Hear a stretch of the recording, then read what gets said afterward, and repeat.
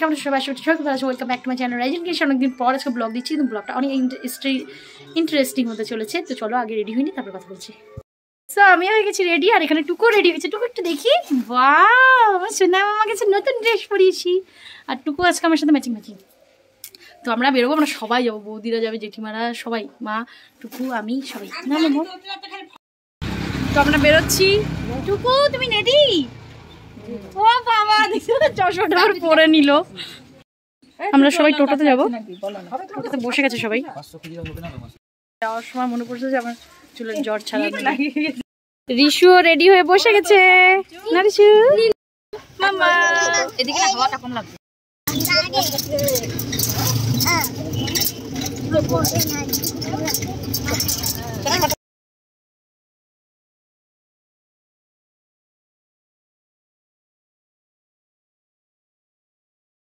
চলে এসেছি, আর আমি কোথায় এসেছি, প্রথমবার এসেছি আমি, এর আগে আসিনি। আমরা সে মানুষ সেবা আসলাম, এখানে মা ওরা দীক্ষা নিয়েছিল, সবাই আসবে আজকে এখানে। তো আমরা এসেছি, ববি এসছি,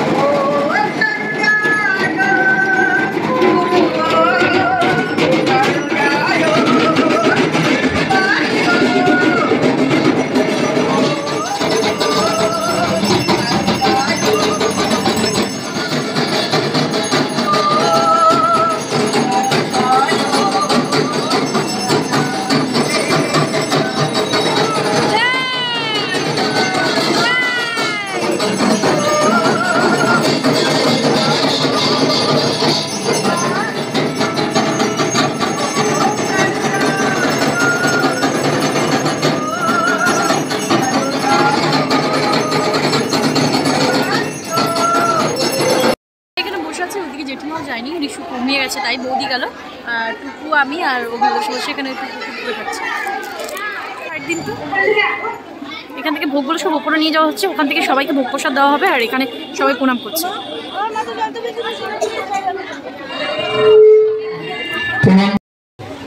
টুকুর হট করে রাগ হয়ে গেছে, এই জন্য টুকুকে একটু বকশিস দেওয়ার জন্য খেতে নিয়ে যাচ্ছে। টুকু একটা কুরকুরে নিয়েছে না, একটা টুকুর একটা হচ্ছে সোনু।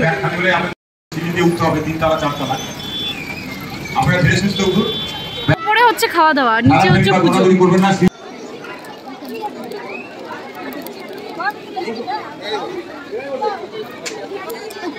যা নারকেল কুল খেলেই পরীক্ষার আগে ফেল হয়ে যায়, সরস্বতী পূজার আগে কুল খায় না কেউ। না রে অভি, অভি কি খাচ্ছিস?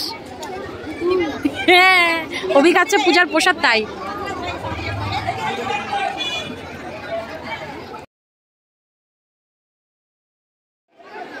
যা চলো চলো প্রণাম করো প্রণাম করো। ইয়ে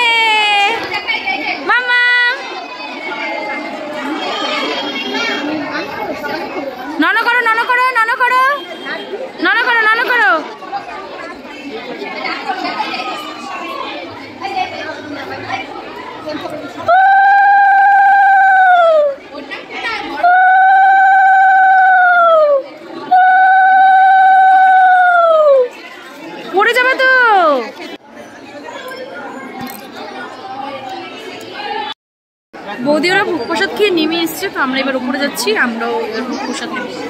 চলো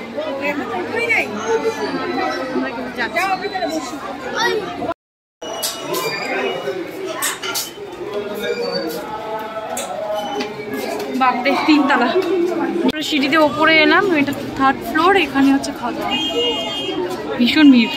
আমরা উপরে এসে খেতে বসে গেছি, যে টুকু নোংরা এখানে ধরে না, বসে গেছি খাওয়া দাওয়ার পরে। খাওয়া দাওয়া হয়ে গেছে, এবার আমরা নিচে আছি। মা টুকুকে নিচে নামিয়ে গেছে, এত ভিড়, নিচে বসানো হয়তো এত অসুবিধা হতো। সবাই এখানে বসেছিল, তো এবার আমরা বাড়ির দিকে বেরোবো, আর পুজো টুজো সব হয়ে গেছে। চলো ব্যাগ নিচ্ছি, আগা আগা ওই আগা।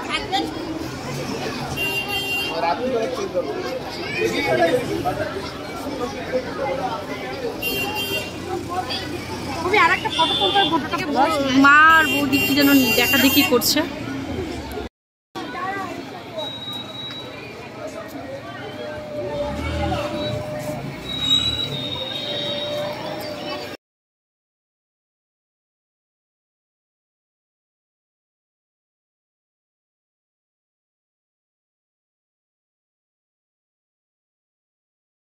আমরা বাড়ি ফিরে চলে আসছি।